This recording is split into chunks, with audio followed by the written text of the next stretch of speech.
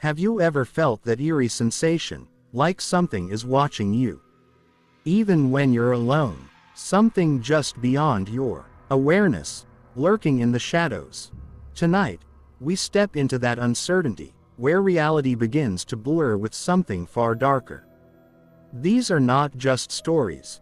They are real encounters, terrifying moments that people like you and me have lived through. Tonight, we'll explore the heart of the city, where every street and building hides secrets darker than we can imagine. From unexplained shadows to voices that should never be heard, these stories will send chills down your spine and leave you questioning what's real. But be warned, they are not easy to forget, and the whispers may follow you long after the video ends. So, if you're ready to face the unknown, stick with me. Just don't look too closely. You might not like what you find.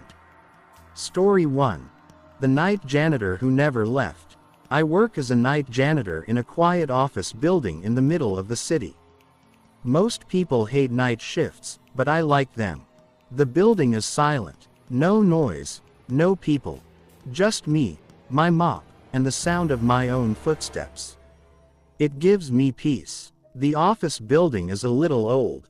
Not broken or anything, just old enough to feel strange sometimes. The lights flicker now and then. The vents make weird sounds. The elevators creak, but I never really thought about it. I just did my job and went home.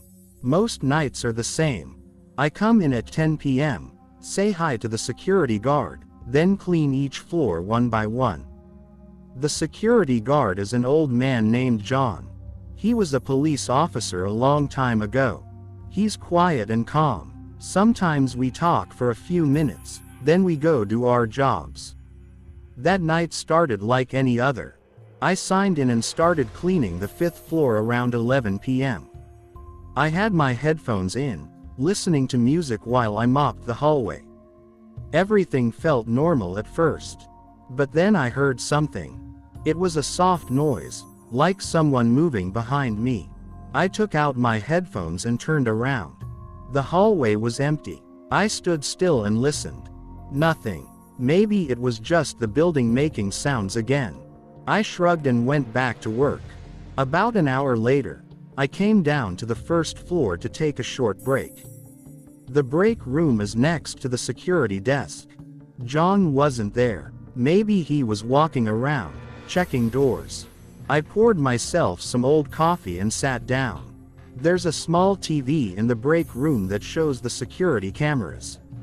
It flips through different parts of the building, the halls, the stairs, the parking garage. I usually ignore it, but something caught my eye.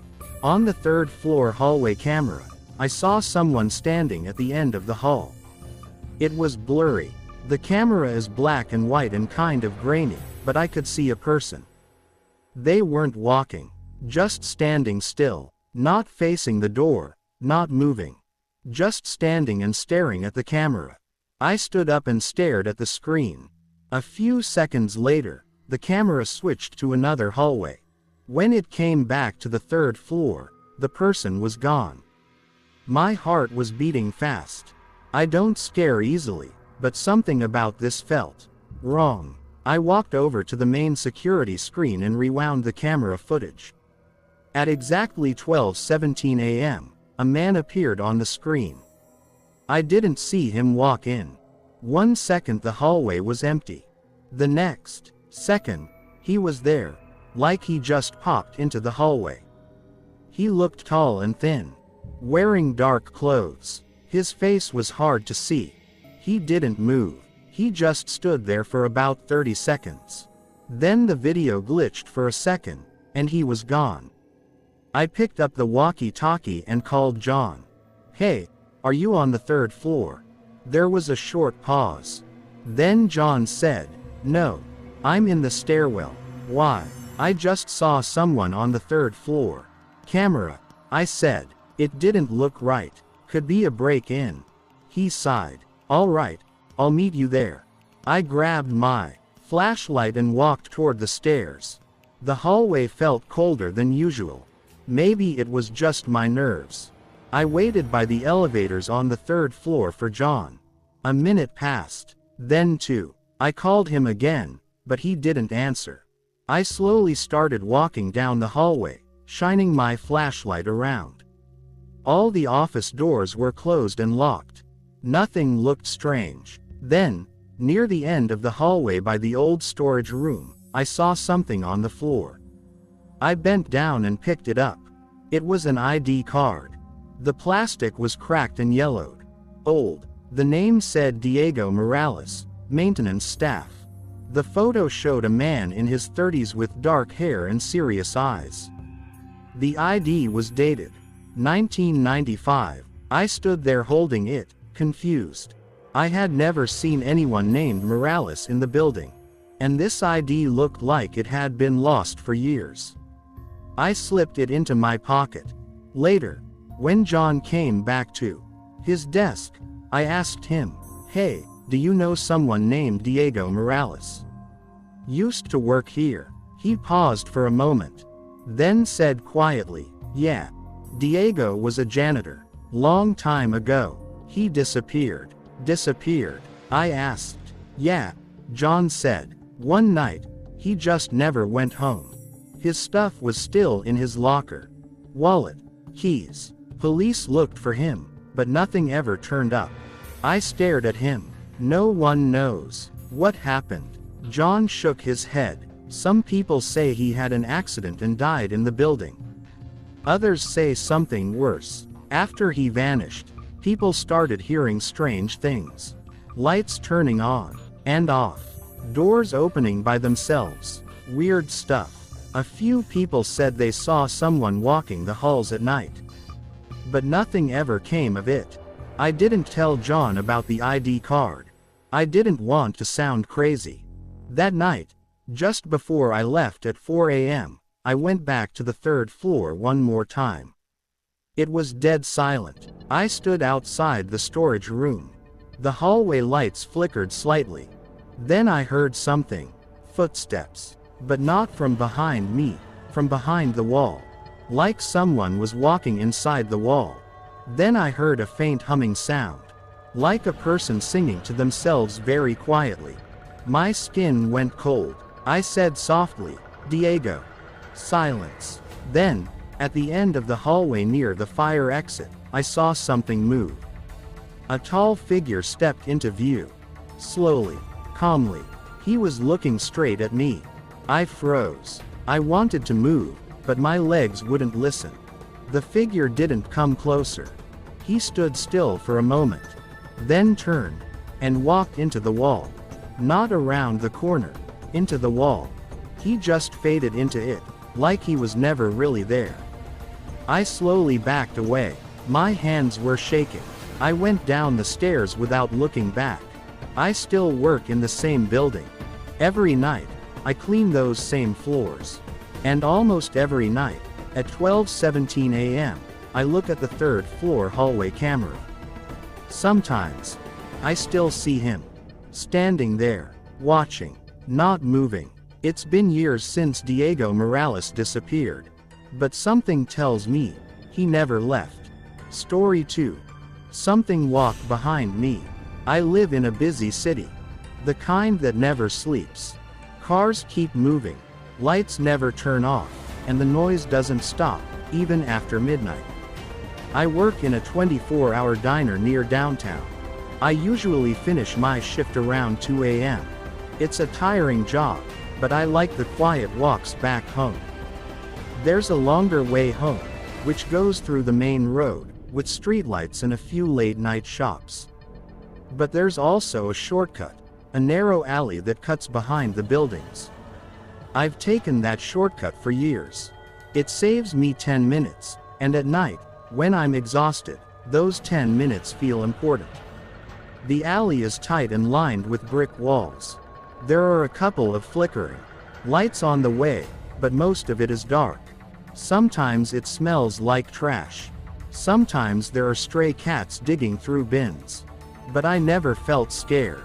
Cities are full of weird corners. You get used to it. That night, everything was normal. My shift ended at 2. I cleaned up, changed into my hoodie, and stepped outside. The streets were quiet. I plugged in my earphones but didn't play any music. I liked to hear my own footsteps at that time of night. It made me feel like I was the only person awake in the city. I turned into the alley like always. It was cold. The kind of cold that stings your fingers and makes your breath visible. I pulled my hood tighter and walked quickly. That's when I heard something behind me. Footsteps. Soft, steady footsteps, matching mine. At first, I thought maybe someone else was using the shortcut too. It's not common, but not impossible. I slowed down. The footsteps behind me also slowed. I stopped. Silence. I didn't want to look back. Not yet. My stomach was tight, and I felt a pressure in my chest that wasn't there before. I took a deep breath and slowly turned around. No one was there. The alley was empty. The faint orange light from the street behind me barely reached into the dark path. The shadows stretched long across the walls. I stood still for a moment, then shook my head. "You're tired," I whispered to myself. I turned and kept walking. My steps echoed again on the damp concrete. And then, the footsteps returned. But this time, they didn't match mine. They were delayed. Like someone was trying to follow my exact pace but was just slightly off. Step, step. I stopped again. They stopped, too. This time, I spun around faster. Still no one. I looked up. The windows above were dark. No movement, no sounds. Just the soft hum of a faraway car engine and the ticking of a loose metal sign in the wind. I tried to laugh it off. "Maybe your brain's playing tricks," I said quietly. But I didn't walk forward again. I did something different this time. I stepped to the side and ducked into a dark doorway of a closed repair shop. The door was inset a bit, like a little hiding spot. From there, I had a clear view of the path I came from. I waited. 10 seconds passed. 20. 30. No footsteps. I was starting to feel silly. And then, from the shadows ahead, I heard it. Breathing. Slow, raspy breathing. Not mine. Someone else. And then, a whisper. It was so soft I almost thought I imagined it. "I could follow you home too." My body went completely cold. Every muscle in me locked. I didn't even want to blink. "I could follow you home too." The same voice. Slow. Dry. Like it came from a throat that hadn't spoken in years. I held my breath and looked down at my shoes. I didn't move for at least a minute. Maybe two. When I finally gathered enough courage, I stepped out of the doorway and turned. Nothing. The alley was empty. Again. But something had changed. I didn't feel alone. I felt watched. Not from behind. From around. Like the alley itself had opened its eyes and was staring at me. I walked fast now. Almost running. The footsteps were gone, but my fear wasn't. My heart was beating hard, and my hands were shaking. I got home and locked the door behind me. For the rest of the night, I didn't sleep. I sat in bed, lights on, listening to every little sound. I told myself it was nothing. A tired brain hearing things. A bad night. But the next night, I didn't take the alley. I went the long way home. The third night, I did the same. But on the fourth night, as I passed the alley from the main road, I glanced at it. There was someone standing at the entrance. Not walking, not moving, just standing. They weren't facing me. They were facing away, into the alley, like they were waiting for someone to come from the other side. I didn't wait to see what happened next. I walked home, heart pounding. After that, strange things began happening. I started hearing footsteps behind me in other places, even on busy streets. Always soft, always slow. I started finding doors slightly open that I swear I had closed. My bedroom light would flicker sometimes. Just once, quickly, like someone was trying to say, I'm still here. Once, I saw a shape in the mirror behind me. A shape with no face. And the worst part, every few days, when I left work at 2 a.m., I would see a single wet footprint just outside the alley entrance. Only one, facing the sidewalk, like someone stepped out of the alley, took one step into my world, and waited. I don't use the shortcut anymore. I don't even live in that part of the city now. But even in my new apartment, sometimes I hear something at night. Footsteps. Not loud, not fast, just soft and steady, like something that got left behind in that alley, is still following me. Story 3. The man on the intercom was me. I've always felt like the city is louder at night. Not because of traffic or people, but because your thoughts seem to echo more when everything else goes quiet. I moved into my apartment last year. It's on the 6th floor of an old building in the heart of the city. Nothing fancy. Cracked tiles, slow elevator, paper-thin walls. But it was affordable and close to my job. I work as a delivery driver, mostly evening shifts, so I usually get home late. Around 1 or 2 in the morning. The building has one of those old intercom systems. A box on the wall, with buttons for every apartment. If someone rings you, your buzzer sounds, and you can see a tiny, grainy black and white video feed. Most of the time, it's just food delivery people or someone who pressed the wrong button. I barely pay attention to it. One night, though, I'll never forget. It was 2:04 a.m. I remember the exact time because I was brushing my teeth and looked at the clock in the bathroom. I had just come back from a long shift. My back hurt, my legs were sore, and I just wanted to crash. Suddenly, the intercom buzzed. Not just a quick beep. It buzzed long, like someone pressed it and held their finger down for 5 seconds. I froze. Nobody ever calls me at that hour. I wiped my mouth, walked over, and pressed the view button. The screen flickered to life, and I saw a man standing at the building entrance, right under the security camera. He was staring straight at the lens, like he knew I was watching. He was smiling, not a friendly smile, more like someone smiling in a photo they didn't want to be in. His eyes looked tired, sunken. His hoodie was zipped up high, and his face was partly in shadow. But what chilled me was what he was holding up. It was my ID card. My actual ID card. The same one I had in my wallet that night. The same one I'd put in my backpack just a few hours earlier. I stared at the screen, confused. How could he have my ID?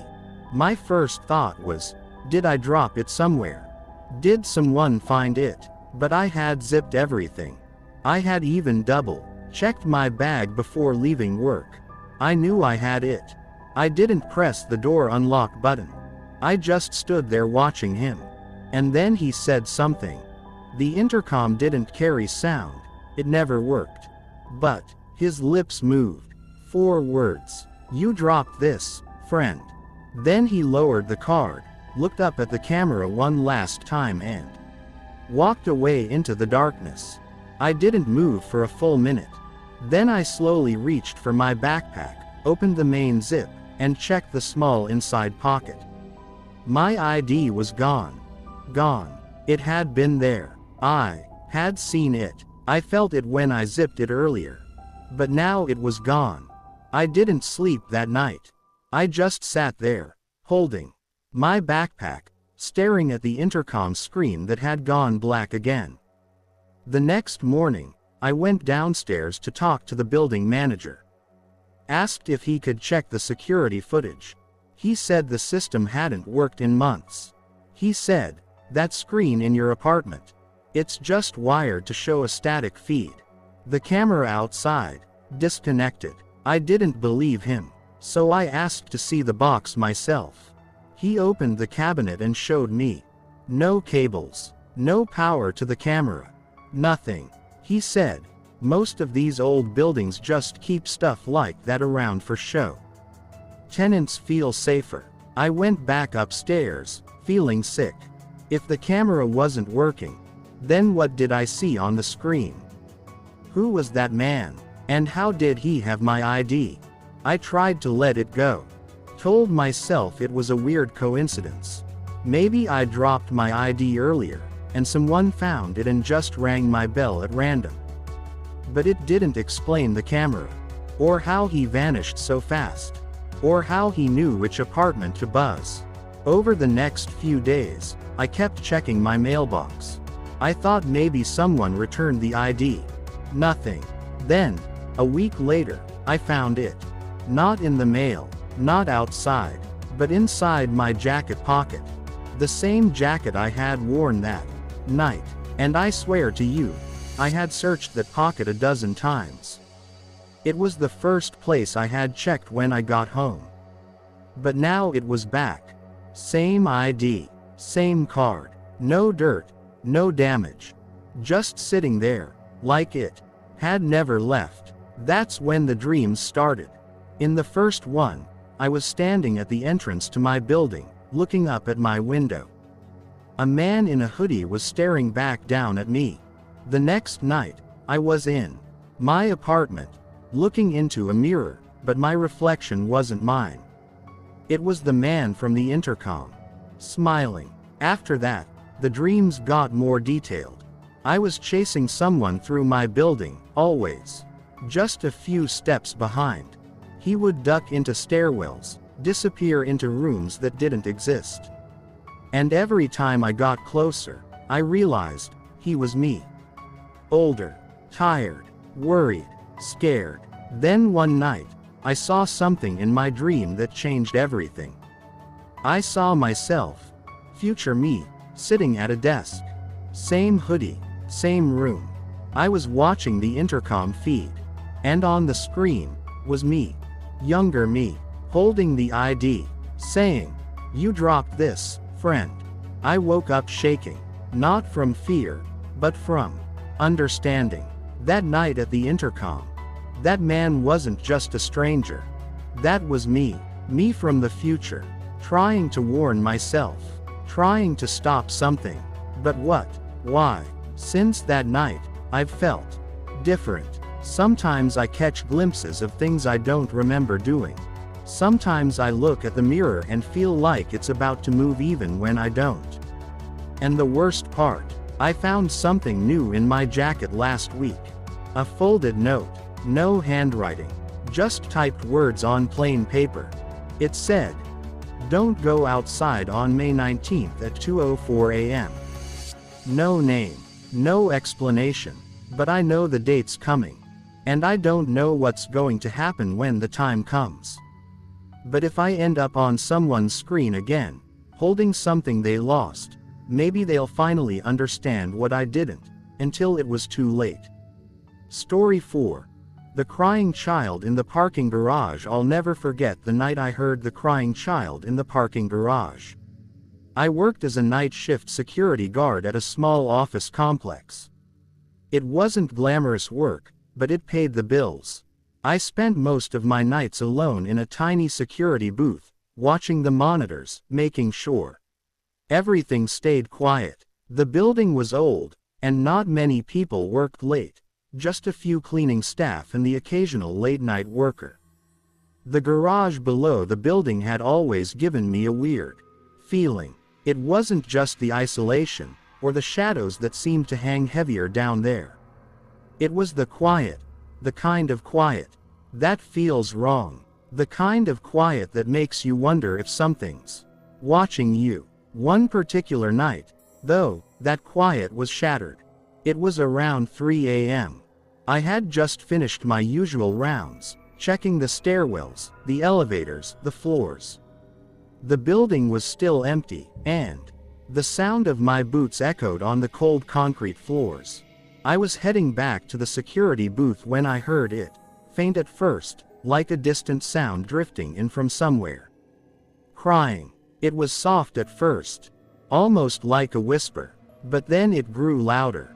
A child's cry. I froze. I had never heard a child's cry down there before.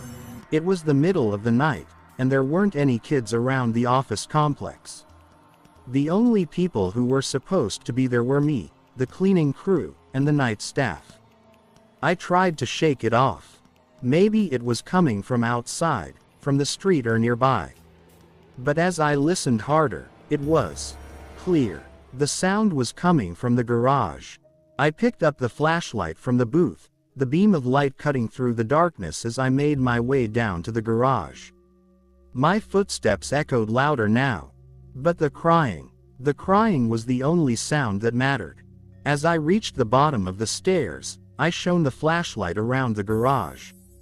The beams of light flickered over empty cars, their shadows stretching long across the concrete.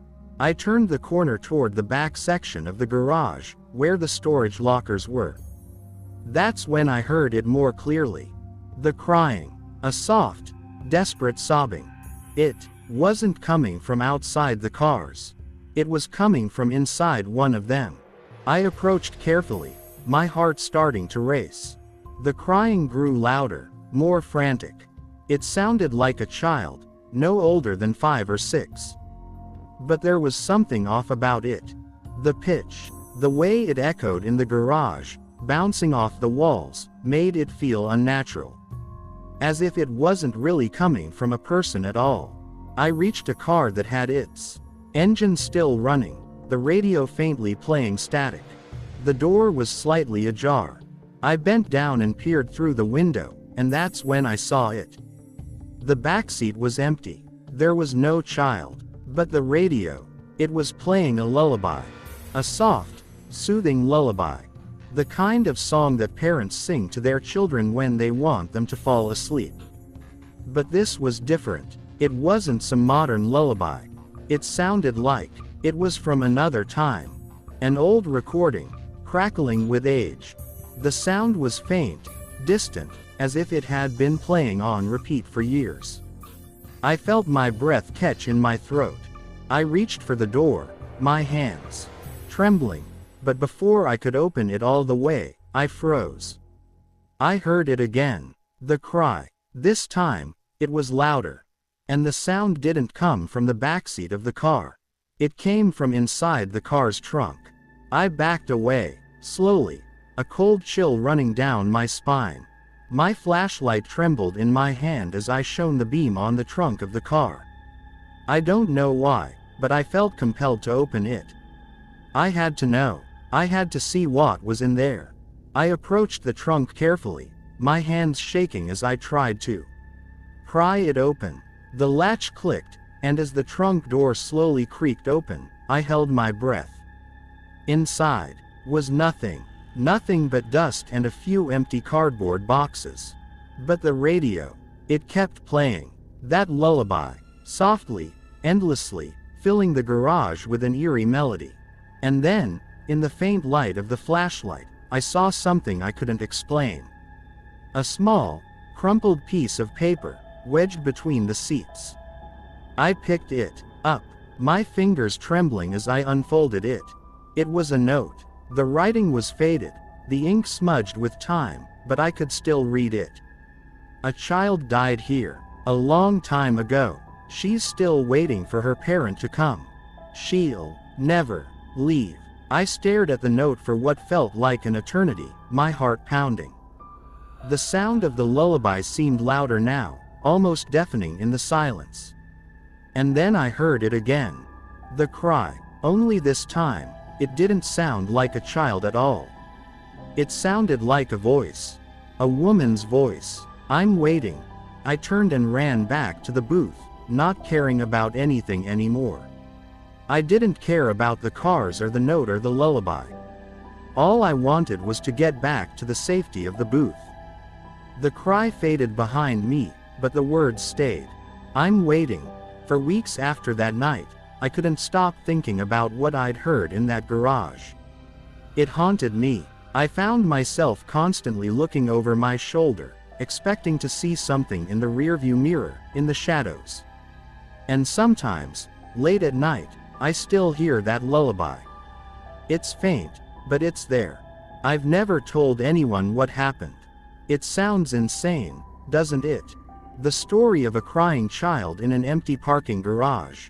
But I know what I heard. I felt it. And sometimes, when I drive past that building, I can't help but wonder, what if the child is still waiting? Story 5. The smudged faces in the mirror. It was the mirrors that first caught my attention when I moved into the high-rise building. I had just gotten a new job in the city, and I needed a place to live. After weeks of searching, I found a cheap apartment in a tall, nondescript building on the outskirts.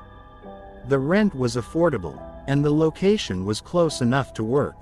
It wasn't the most glamorous place, but it had everything I needed: a small living space, a kitchen, and a bathroom. What more could I ask for?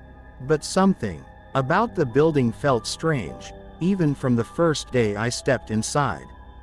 The air always felt a little too heavy, the walls a little too thin. And the silence, it was never truly quiet.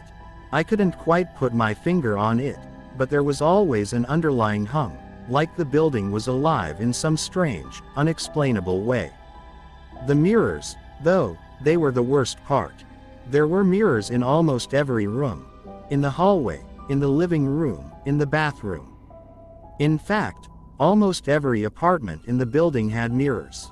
It wasn't unusual, but it was unsettling. And the way they were placed, just slightly off-center, just a little too much light reflecting back, it felt wrong. But I dismissed it. Maybe I was just being paranoid. At first, everything seemed normal. I moved in, unpacked my things, and settled into my new life. But there was one thing I couldn't ignore. Every time I passed by a mirror, I would see it. A face. Not my own face. It wasn't the reflection of me that startled me. It was someone else. At first, it was subtle. Just a slight distortion in the reflection, a smudge on the surface.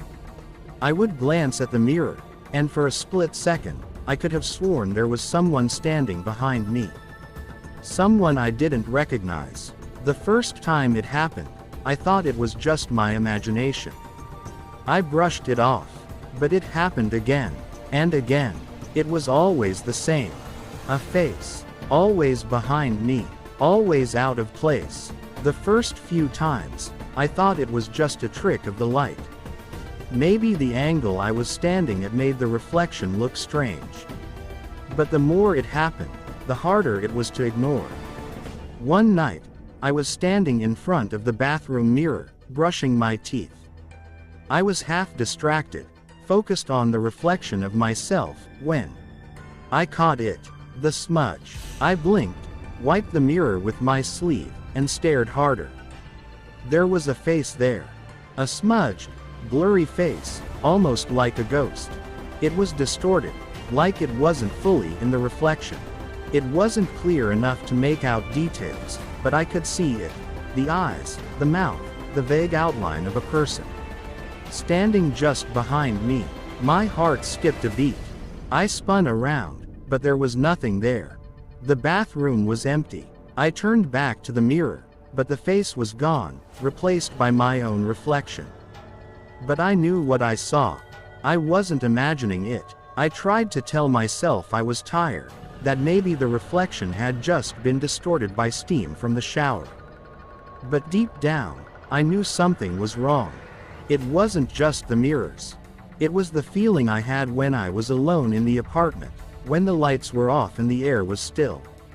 I started to feel like I wasn't really alone. Days passed, and I began to notice the same thing happening in other mirrors. I'd walk past them, and for a split second, I'd catch the outline of a face, smudged, unclear, but there. In the living room mirror, the hallway mirror, even the mirror in the kitchen. I started to feel like I was being watched. But it wasn't just any face. There was something wrong about it. The eyes were hollow, the mouth twisted, as if whoever was behind me wasn't just an innocent observer. No, this was something else.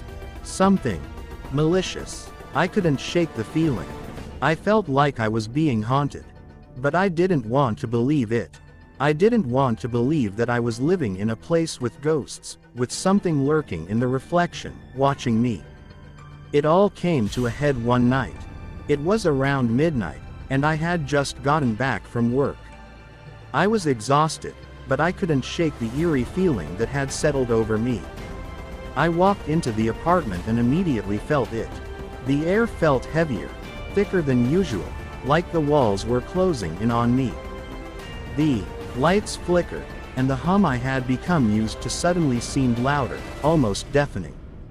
I went to the bathroom to wash my face. As I stared into the mirror, I caught it again, the face. But this time, it was clearer. I could make out the shape of a person behind me. Not just a face, but a whole figure, standing there, watching me. I froze. The figure was blurry at first, but it slowly began to come into focus. It wasn't human. It had no skin, just a dark, shadowy figure with hollow eyes and a mouth twisted in a grotesque grin. It looked like it had been staring at me for hours, waiting for me to notice. Its eyes were hollow, empty, as if there was nothing behind them. It was like a reflection of something that had no right to exist. I reached out and touched the mirror, my fingers trembling. I wanted to see if the figure would disappear, but it didn't. It stayed there, staring back at me, its smile widening. Then I heard it, a voice, not from behind me, but from the mirror itself. Leave. I jerked my hand back, but the voice didn't stop. Leave, before it's too late. I stumbled backward, my heart racing. I looked around the bathroom, but the figure was gone. The mirror was clear, reflecting only my wide-eyed face. But I couldn't shake the words. They echoed in my mind, over and over. Leave, before it's too late. I couldn't sleep that night. I couldn't go anywhere near the mirrors. Every time I looked at one, I saw the same thing, a twisted reflection of something that shouldn't be there. The figure, the face, the warning. I tried to ignore it. I tried to tell myself it was just my mind playing tricks. But the more I thought about it, the more I realized that there was something darker about this building. Something ancient, something that had been trapped here for years. The mirrors weren't just mirrors. They were windows into something else. Something old, and angry. That night, I made a decision. I couldn't stay there anymore. I had to leave. I couldn't live with whatever was haunting me. I packed up my things and left the apartment. I never went back, and I never will. I've heard rumors about the building since then, that it used to be a psychiatric hospital, a place where patients were locked away and forgotten. Some say the mirrors were installed to help the patients see themselves, to help them confront their demons. But those demons never left. They're still there, lurking in the reflections, waiting for the next person to move in. And sometimes, when I pass by that building, I can't help but feel the urge to look up at the windows. But I know better now. I know that what I saw in the mirror wasn't just a reflection. It was something real, something that shouldn't have been there, something that never truly left. The city may seem quiet, but it's never truly silent. Beneath the hum of everyday life, the whispers are always there, waiting for someone to listen. Tonight, you heard just a few of them, stories that might just stay with you long after the screen fades to black. So, the next time you walk down an empty hallway or hear a strange noise in the dark, ask yourself, could it be just your imagination, or is something out there waiting? Thank you for joining on tonight's journey through the unknown. If these stories gave you chills, don't forget to like, subscribe, and share with those who are ready to face the terror. And until next time, remember, in the silence of the night, the whispers are always closer than you think. If you dare to come back again, I'll be waiting.